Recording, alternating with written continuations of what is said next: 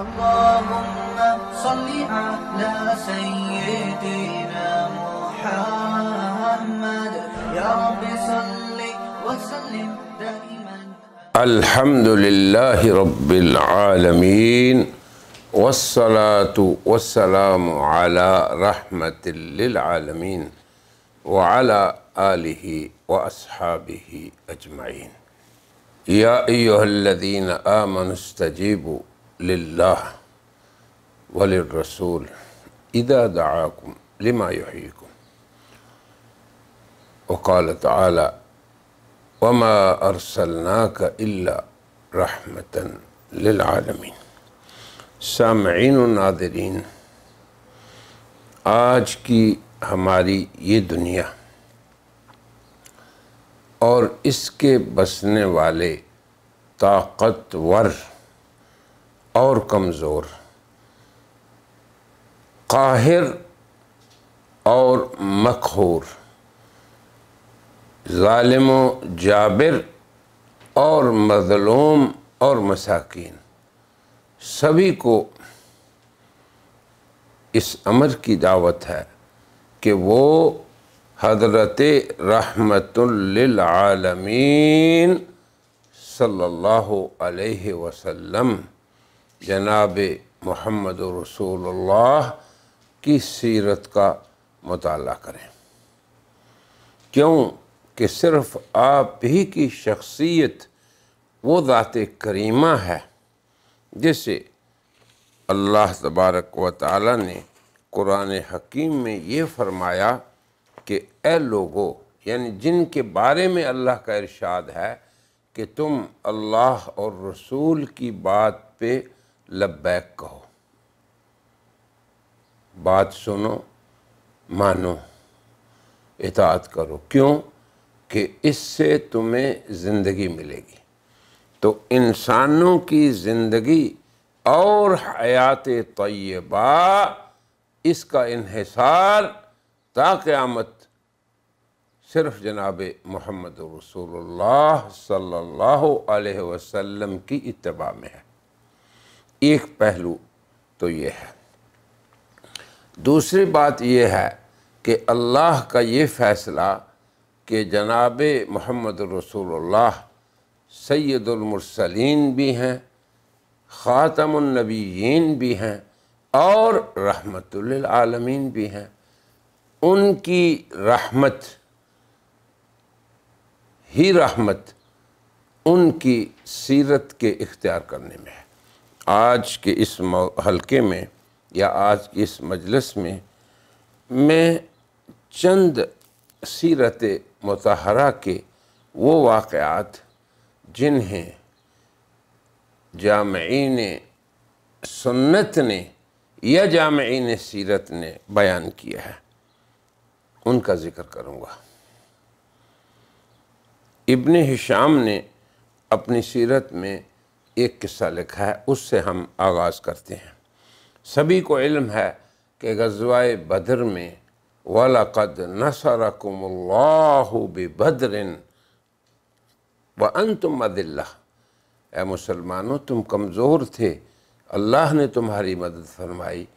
یہ وہ غزوہ ہے جس میں اللہ کے فرشتے ملائکۃ اللہ خود آ کے لڑتے رہے، اور پھر اللہ نے حکم دیا کہ اے میرے فرشتوں جاؤ فَثَبِّتُوا الَّذِينَ آمَنُوا، اہل ایمان کو تم ثابت قدم رکھو، اور میں اہل کفر کے دلوں میں ان کے رعب کو ڈال دوں گا، اور تم جاؤ میں بھی آ رہا ہوں۔ یعنی اس طرح کی خوشخبریاں قرآن حکیم میں۔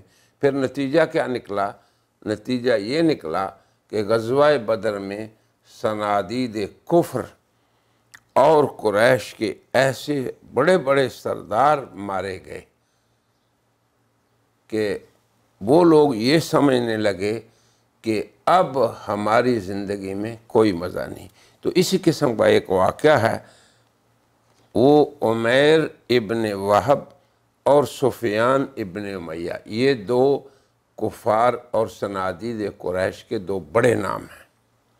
یہ دونوں حتیم کعبہ میں بیٹھے ہوئے ہیں، ذرا سوچیں، اور غزوہ بدر کی شکست اور اپنے مقتولین کے برے انجام کا ذکر کر رہے ہیں، اور اس بات پہ رو دھو رہے ہیں کہ کس طرح ہمارے سرداروں کو ذلیل و مہین اور قتل کر کے بدر کے کنویں میں گرایا گیا، یہ مشورہ کر رہے ہیں۔ تو ایک دوسرے کو یہ کہتا ہے، یعنی عمیر ابن وہب، یہ نام یاد رکھیں، یہ صفوان کو کہتا ہے کہ جب ہم سوچتے ہیں اس واقعے کو تو یہی سمجھ میں آتا ہے کہ ان بڑے بڑے رؤساء اور سرداروں کے بعد ہماری زندگی میں کوئی مزہ نہیں۔ پھر ہمارے اپنے بچے تاحال قید ہیں مسلمانوں کے، تو اگر مجھے اپنی اولاد کا اندیشہ نہ ہو، یہ عمیر ابن وہب صفوان کو کہہ رہا ہے، تیسرا کوئی نہیں۔ حتیم میں بیٹھے ہوئے دو ہی آدمی یہ مشاورت کر رہے ہیں، تو میں محمد صلی اللہ علیہ وسلم ان کو قتل کر دوں اگر مجھے اپنی اولاد کا اندیشہ نہ ہو، کیونکہ لازمی بات ہے کہ حضور کے جان نثار مجھے پھر نہیں چھوڑیں گے۔ تو جب یہ بات ان دونوں کی ہو رہی ہے تو صفوان اسے کہتا ہے کہ اگر تمہیں اولاد کا اندیشہ ہے تو یقین کرو کہ تمہاری اولاد میرے اہل و عیال کی جگہ ہے، اور جب تک میں زندہ ہوں انہیں وہی نعمتیں ملتی رہیں گی اور ان کی اسی طرح خدمت ہوگی جیسے میرے اہل و عیال کی۔ تو اب تو اگر یہ کر سکتا ہے تو پھر جا۔ مزید عمیر ابن وہب نے صفوان کو کہا کہ میرے جانے کا ایک معقول بہانہ بھی ہے مدینہ منورہ جانے کا، کہ میرا بیٹا ان کی قید میں ہے، تو میں یہ کہہ سکتا ہوں کہ میں اپنے بیٹے کو لینے آیا ہوں یا چھڑانے آیا ہوں، یا آپ سے احسان کا معاملہ چاہتے ہوئے اس کی بھیک مانگنے آیا ہوں، اس لیے میرا جانا کوئی مشکل نہیں، تو میں جا بھی سکتا ہوں۔ تو پھر صفوان نے عمیر کو کہا کہ تمہیں جو رکاوٹ ہے اپنے بال بچوں کی تو اس کی فکر ہی نہیں کرو، میں اس کا ذمہ دار ہوں، بس تو ہمیں اس شخص سے یعنی جناب رسول اللہ رحمت للعالمین سے ہمیں راحت پہنچا۔ اب یہ جناب عمیر نکلتا ہے، تلوار کو تیز کرتا ہے، زہر آلود کرتا ہے، سواری کو تیار کرتا ہے اور مدینہ منورہ کا رخت سفر باندھتا ہے۔ پھر یہ آخر جب پہنچ جاتا ہے اسی حالت میں کہ لٹکی ہوئی تلوار ہے اور مسجد نبوی کے باہر اپنی سواری کو ٹھہرا رہا ہے، تو اب آپ دیکھیں اچانک حضرت عمر رضی اللہ عنہ کی نگاہ اس پہ پڑتی ہے، اور یہ دیکھیں یہ مکے میں اس غزوہ بدر کی ذلت و رسوائی بیان کر رہے تھے، اور ادھر حضرت عمر رضی اللہ عنہ اپنے ساتھیوں کے ساتھ مسجد نبوی میں غزوہ بدر میں اللہ کی نصرتوں اور فتوحات اور امدادوں اور کفار کے رؤساء اور صنادید کی ذلت و رسوائی سنا رہے تھے۔ جیسے کہ ہر قوم میں ہر امت میں یہ بات ہوتی ہے کہ وہ اپنے چھوٹوں کو پہلوں کے قصے سناتے ہیں۔ ہم کیوں کہتے ہیں کہ سیرت کا ہم مذاکرہ کریں، اصحاب رسول کی سیرت کو بیان کریں اپنے گھروں میں، اس کا اہتمام کریں برادران اسلام۔ آج اس چیز کی ضرورت ہے امت کو بھی اور ان لوگوں کو بھی جو رسول اللہ سے متعارف نہیں۔ یہ آپ کا حق ہے ہم سبھی پہ کہ ہم آپ کی ذات کو اپنے بچوں اور اہل و عیال کو بھی ان سے متعارف کرائیں، اور آج کی بھولی بسری اور بھٹکی ہوئی انسانیت کو بھی تعارف کرائیں۔ پوری انسانیت جو آج زخمی ہے، پریشان ہے، اس کا حل صرف جناب رسول اللہ حضرت رحمت للعالمین کی سیرت مطہرہ منورہ مزکہ میں ہے۔ اب آپ دیکھیں ادھر عمیر اور صفوان حتیم میں بیٹھ کے اپنی غزوہ بدر کو یاد کر کے رو رہے ہیں، اور ادھر حضرت عمر اپنے ساتھیوں کو، نوجوانوں کو، اور جو بھی ان کے اصحاب دیگر تھے ان کو بتا رہے ہیں کہ یوں اللہ نے دشمنان اسلام کو زیر کیا، رسوا کیا، اور یوں اللہ کی نصرت آئی۔ تو وہ ذکر کر رہے تھے کہ انہوں نے عمیر کو دیکھ لیا اس حالت میں کہ تلوار لٹکی ہوئی ہے اور سواری کھڑی کر رہا ہے۔ تو حضرت عمر نے جب ان کی نگاہ اس پہ پڑی، اب آپ دیکھیں صاحب بصیرت عمر، بھانپ لیا انہوں نے کہ یہ اپنی اونٹنی بٹھا رہا ہے اور تلوار اس کے گلے میں لٹک رہی ہے۔ تو فرمانے لگے اللہ کا دشمن یہ کتا عمیر ابن وہب ہے، واللہ کسی بری ارادے سے ہی آیا ہے۔ حضرت عمر رضی اللہ عنہ جناب رسول اللہ کی خدمت میں حاضر ہوئے اور عرض کیا، یا رسول اللہ، اللہ کا دشمن عمیر ابن وہب گلے میں تلوار لٹکائے آ رہا ہے۔ آپ نے ارشاد فرمایا اسے میرے پاس لے آؤ۔ اب آپ دیکھیں حضرت عمر کی جواں مردی، جرأت، شجاعت۔ حضرت عمر آگے بڑھے، گلے سے لٹکی ہوئی تلوار کو دستے سے پکڑ لیا اور اسے گریبان سے پھر کھینچا، اور ساتھ ہی اپنے جو موجود دیگر ساتھی تھے انصار، انہیں کہا جاؤ تم رسول اللہ کی حفاظت میں کھڑے ہو جاؤ اور اس خبیث سے خبردار رہنا۔ یہ الفاظ، یہ واقعات، یہ حالات ابن ہشام نے جو سیرت رسول مقبول لکھی ہے اس کے ہیں، اور یہ بھی ان کو متنبہ کیا کہ یہ اس سے ہمیں خطرہ ہے۔ پھر اس حالت میں جب حضرت عمر نے دبوچا ہوا تھا اس آدمی کو، پکڑا ہوا تھا اس کی تلوار اور گریبان کو، اور جناب رسول اللہ کی طرف لے جا رہے تھے، تو آپ رحمت للعالمین صلی اللہ علیہ وسلم آپ کی ہستی کو دیکھیں، تصور کریں آپ کیا فرماتے ہیں عمر کو، اے عمر چھوڑ دو اس کو، تلوار بھی اس کی چھوڑ دو، گریبان بھی چھوڑ دو، اور اس کو میرے قریب لے آؤ۔ اب آپ دیکھیں اللہ تعالیٰ کس طرح ان خبروں کو جنہیں انباء الغیب کہتے ہیں، ذالک من انباء الغیب نوحیہ الیک، یہ اللہ کے انبیاء کا معجزہ ہے کہ اللہ انہیں خبروں پہ مطلع فرماتے ہیں۔ یہ ان کی تکریم اور کرامت ہے، یہ کوئی ایسی بات نہیں ہے کہ اس سے ہم لوگ آپس میں جھگڑتے رہیں۔ کرامات الاولیاء حق، اولیاء کی کرامات اور معجزات انبیاء سب حق ہیں، یہ اللہ ان کی تائید و نصرت فرماتے ہیں۔ اب حضور کا سوال سنیے عمیر سے کیا ہے۔ آپ نے فرمایا عمیر کس لیے آئے ہو، کس ارادے سے آئے ہو؟ اس نے کہا کہ جناب میرا بیٹا آپ کے ہاں قیدی ہے، میں تو اپنا قیدی لینے آیا ہوں، اور اس معاملے میں آپ سے احسان کا امیدوار ہوں کہ آپ احسان کا معاملہ فرمائیں گے۔ تو آپ نے پھر دوسرا سوال کیا، یہ بتاؤ کہ گردن میں یہ جو تلوار ہے یہ کس لیے ہے؟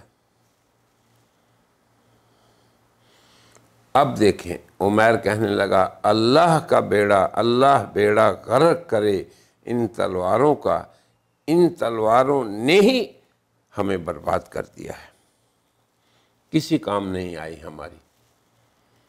پھر رحمت عالمین صلی اللہ علیہ وسلم نے اس کی طرف ایک تیسرا سوال متوجہ فرمایا اور کہا سچ بتاؤ کس غرض سے آئے ہو؟ تو وہ پھر کہنے لگا بس جی حضرت اسی کام آیا ہوں جو بتا چکا۔ آپ نے فرمایا اللہ تبارک و تعالیٰ کے عطا کردہ علم کے مطابق آپ نے فرمایا اے عمیر، تم اور صفوان مکہ مکرمہ کے حرم میں اور اس کے حتیم میں بیٹھ کے جو گفتگو کر رہے تھے تمہیں سناؤں وہ کیا تھی؟ پھر آپ نے وہ ساری گفتگو سنا دی کیا تم دونوں رونا نہیں رو رہے تھے؟ کیا تم دونوں یہ بات نہیں کر رہے تھے؟ کیا تو نے یہ نہیں کہا تھا کہ میرے اوپر قرض ہے اور میرے اہل و عیال ہیں، ورنہ میں محمد رسول اللہ کو جا کے قتل کر دوں؟ کیا تم نے یہ نہیں کہا تھا؟ اب آپ دیکھیں، اس نے کہا اشہد ان لا الہ الا اللہ واشہد ان محمد رسول اللہ۔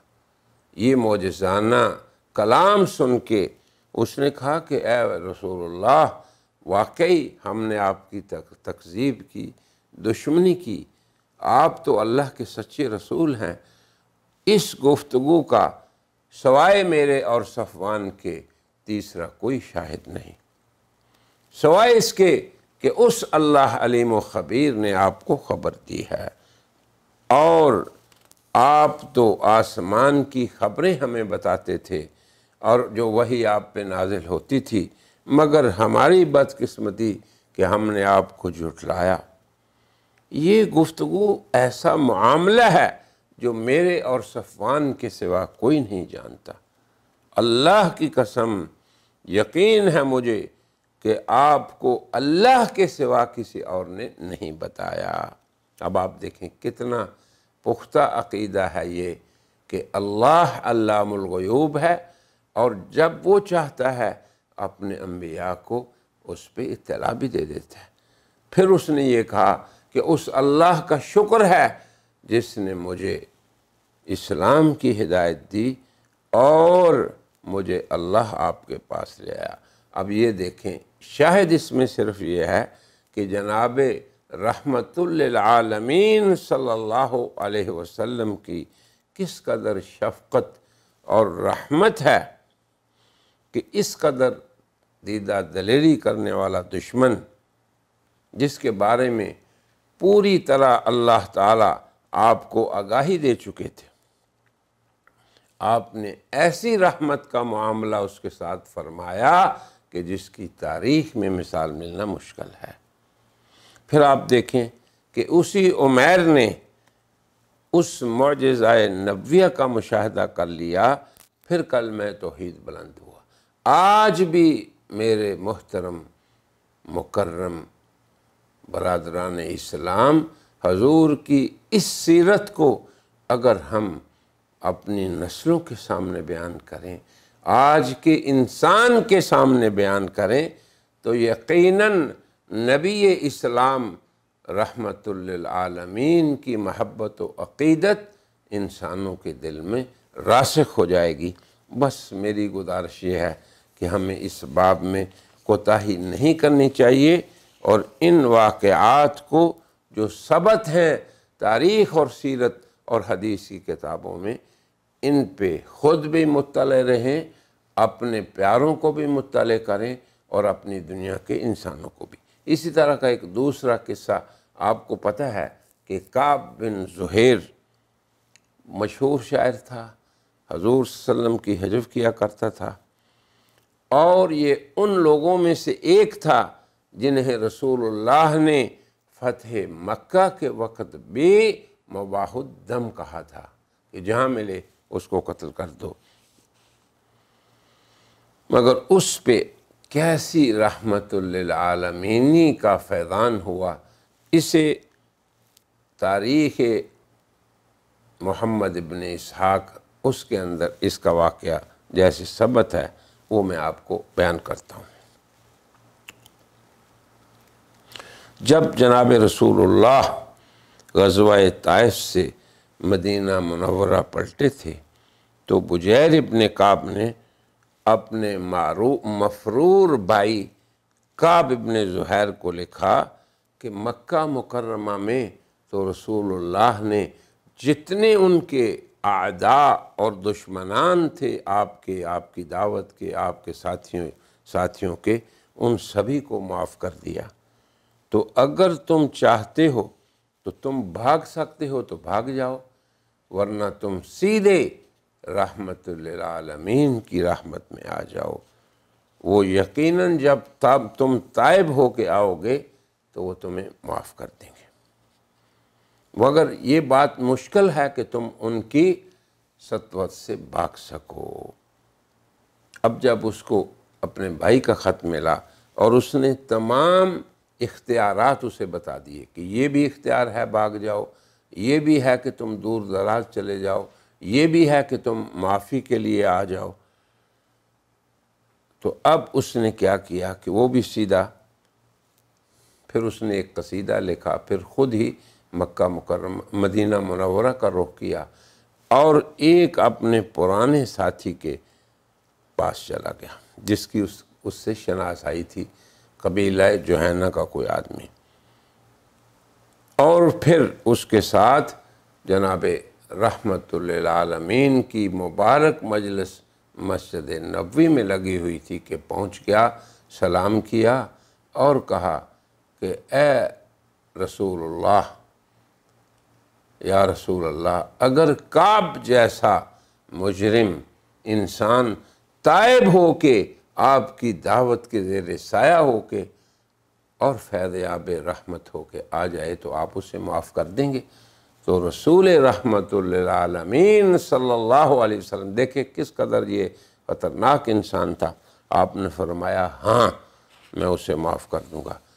تو پھر وہ بات کر رہا تھا کہ ایک انصاری جو اسے جانتا تھا یہی تو کعب ہے، تو فوراً جذبے میں آیا، جوش میں آیا، اس نے کہا یا رسول اللہ اگر آپ اجازت دیں تو میں اس کی گردن اڑا دوں، اس نے بہت اذیت دی ہے آپ کو، آپ کے ساتھیوں کو، اور بڑی حجف کی ہے۔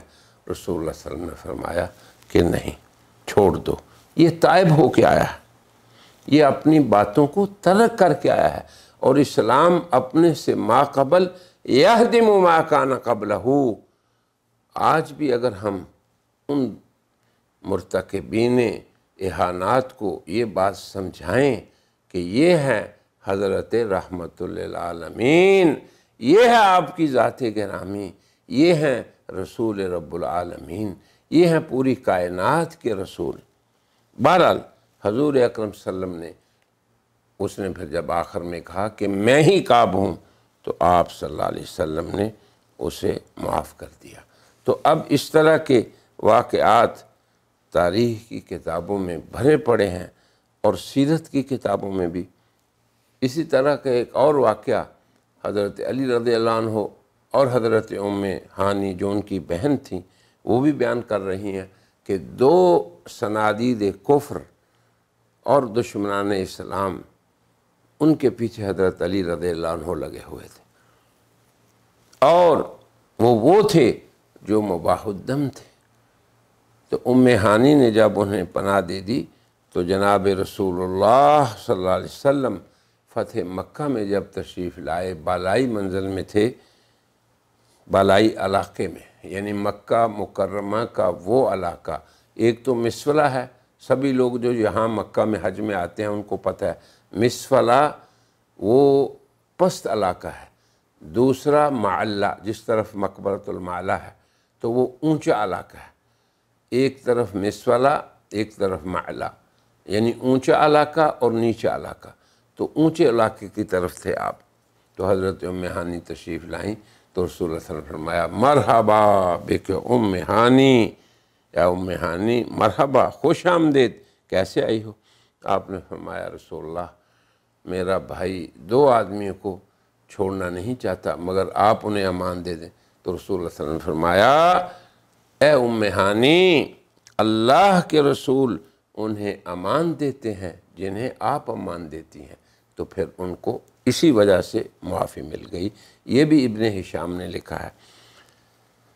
غزوہ حنین، اس کے اندر بھی ایک واقعہ ہے آپ کے قدرت کے بعد، طاقت کے بعد، اقتدار کے بعد معافی کا۔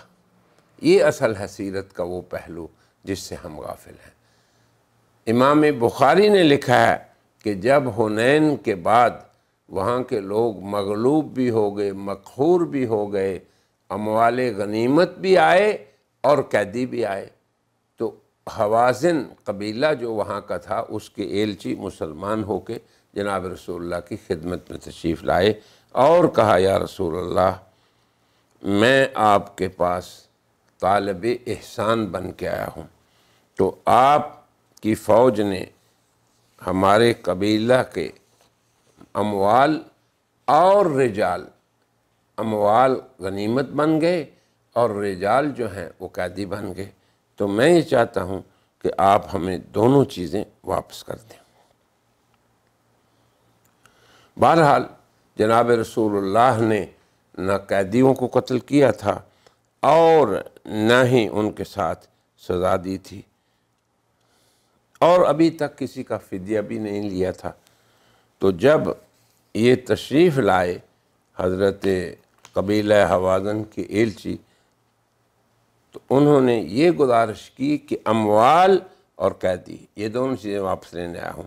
جناب رسول اللہ کا یہ خطبہ دیکھیں کہ آپ ہر امر میں اپنے صحابہ کو کس طرح اعتماد میں لیتے تھے۔ یہ نمونہ ہے آج کے حکام اور رؤساء اور حکمرانوں کے لیے کہ جناب رسول اللہ رسول تھے امتیوں کے، اپنے صحابہ کے مقتدی اور مطاع تھے، مگر دیکھیں کیسے مشورہ لے رہے ہیں۔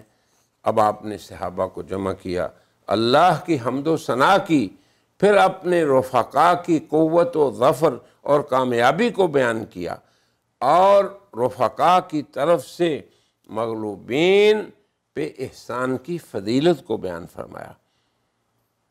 تو پھر آپ نے ارشاد فرمایا، تم دیکھ رہے ہو کہ میرے ساتھ اسلامی لشکر کے جو لوگ ہیں کس قدر اچھے ہیں، اور مجھے سچی بات کہنا بہت پسند ہے۔ یہ خطبہ آپ نے دیا، اور پھر حوازن کے لوگوں کو کہا کہ دیکھو میری رائے میں تم دو چیزوں میں سے ایک اختیار کر لو، یا تو اپنے اموال واپس لے لو یا اپنے قیدی۔ تو انہوں نے کہا کہ ہم قیدیوں کو اختیار کر دیں، آپ مال لے لیں، قیدی ہمیں چھوڑ دیں۔ اب یہ پہلا خطبہ جناب رسول اللہ نے اپنے اس مغلوبین گروہ کے سامنے بیان کیا جن کے ایلچی بن کے مطالبہ کر رہے تھے کہ ہمارے اموال اور قیدی دونوں واپس کرو۔ تو انہوں نے پھر یہ کہا کہ نہیں، اگر دو نہیں تو آپ ہمارے قیدی واپس کر دیں۔ پھر آپ نے اپنے صحابہ سے مشورہ کیا اور انہیں اللہ کی حمد و ثنا بیان کی، اس کی تعریف کی جیسے کہ وہ اس کے لائق ہیں۔ پھر فرمایا کہ تمہارے یہ برادران حوازن کے لوگ تائب ہو کے ہمارے پاس آئے ہیں، اب میں اسے مناسب خیال کرتا ہوں کہ ان کے قیدی واپس کر دوں۔ تم میں سے جو شخص خوشی سے میرے اس فیصلے کو قبول کرے وہ اس پر عمل درآمد کر لے، تم میں سے جو اپنا حصہ لینا پسند کرے ہم اسے آج کے بعد حاصل ہونے والے اموال غنیمت میں سے سب سے پہلے اس کا حصہ دیں گے، لہذا ہمارے لیے اس وعدے کے مطابق وہ بھی اپنے قیدی واپس کر دیں۔ صحابہ کرام نے عرض کیا، یا رسول اللہ، ہم نے تو بصد خوشی بصد مسرت آپ کے ہر فیصلے کو قبول کیا، اور ان کی جو چیز آپ چاہتے ہیں واپس کر دیں۔ تو ان واقعات سے غرض ہماری صرف ایک ہے کہ آج کی انسانیت مظلوم بھی ہے، مقہور بھی ہے اور مجروح بھی ہے، مسلمان ہوں یا غیر مسلم ہوں۔ ان کے زخموں کا علاج اور ان کی پریشانیوں کا مداوع صرف اور صرف جناب محمد رسول اللہ کی سیرت کے اندر ہے، کیونکہ آپ ایک وقت میں مقہور تھے، کیا آپ نے فرق کیا، کیا آپ کا تعامل رہا، پھر انہی لوگوں پہ آپ قدرت رکھتے تھے، کیا معاملہ کیا۔ تو جناب رسول اللہ کو اللہ نے سچ فرمایا آپ کے بارے میں، وَمَا أَرْسَلْنَاكَ إِلَّا رَحْمَةً لِلْعَالَمِينَ، کہ اللہ نے آپ کو عالمین کے لیے رحمت بنایا۔ اور پھر فرمایا لَقَدْ كَانَ لَكُمْ فِي رَسُولِ اللَّهِ أُسْوَةٌ حَسَنَةٌ، کہ رسول اللہ کی زندگی تمہارے لیے اسوہ حسن ہے۔ یہ بات تو اللہ کا ارشاد ہے، مگر آج برادران اسلام ہم اپنی کیفیت کا بھی محاسبہ کریں، کس قدر ہم جناب رسول اللہ کی سیرت سے خود واقف ہیں، اور کس قدر ان کے تذکرے ہم اپنی اولاد اور دیگر گھر والوں کے سامنے کرتے ہیں، پھر کس قدر ہم نے تعارف کرایا انسانیت کو جناب رسول رحمت اللہ عالمین کا۔ تو یہ آپ کے وہ حقوق ہیں جنہیں ادا کرنا ہم میں سے ہر مسلمان امتی کا شرعی فریضہ ہے۔ اسی غرض سے میں نے یہ واقعات آپ کے سامنے پیش کیے ہیں اس مجلس میں۔ اللہ تعالیٰ مجھے اور آپ سب کو جناب رسول اللہ رحمت للعالمین کی سچی محبت اور مکمل اطاعت کرنے کی توفیق عطا فرمائے۔ وآخر دعوانا ان الحمدللہ رب العالمین۔ برائے مہربانی ڈاکٹر سعید مکی کے چینل کو سبسکرائب کریں اور بیل آئیکن پر کلک کریں۔